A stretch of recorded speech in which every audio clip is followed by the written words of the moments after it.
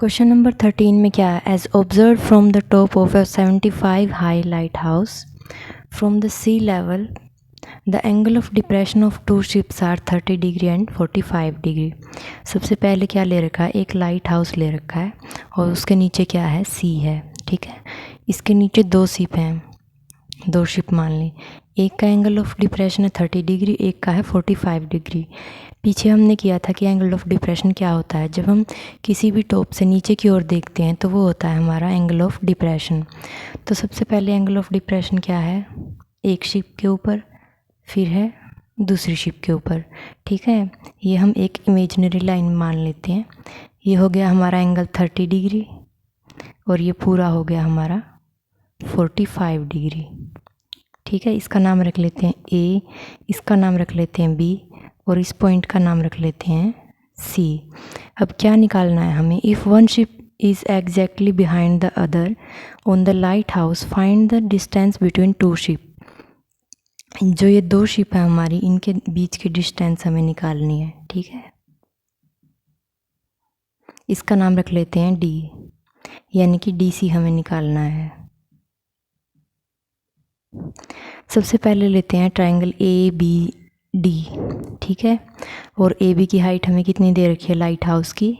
75 मीटर। In triangle A B D, A B by B D, अगर ये 45 degree का है तो ये भी कितने का होगा? 45 डिग्री का। अल्टरनेट एंगल है, ये 30 डिग्री का है तो ये भी 30 डिग्री का। ठीक है, अब A B by B D, A B by B D यानी कि perpendicular by base. Perpendicular by base क्या होता है? टेंजेंट। Tangent 45 degree. टेंजेंट 45 की वैल्यू क्या होती है? 1। और ए बी की वैल्यू हमें गिवन है 75। बी डी हमें निकालना है, तो बी डी की वैल्यू क्या हो गई? यहाँ से क्रॉस मल्टीप्लिकेशन कर दो, 75 is equal to B D. B D की वैल्यू क्या हो गई हमारी? 75। बी डी की वैल्यू आ गई हमारी 75। अब क्या निकालना है? In triangle A B C. अब लेते हैं triangle A B C. A B C के अंदर क्या लेंगे? A B by B C is equal to tangent 30 degree. Tangent 30 degree की वैल्यू क्या होती है? 1/√3। ए बी हमें गिवन है 75 और जो बी सी है वो किसके इक्वल है? बी सी हमारा B D plus D C. B C की जगह पे क्या रखेंगे? B D plus D C, B D plus D सी।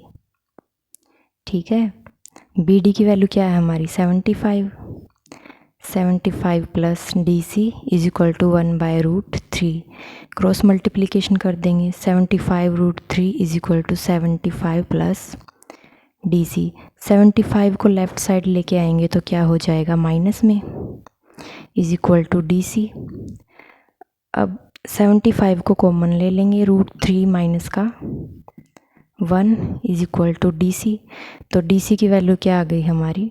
75√3 माइनस का 1। 75√3 माइनस 1, ये आ गई हमारी डी सी की वैल्यू। ठीक है,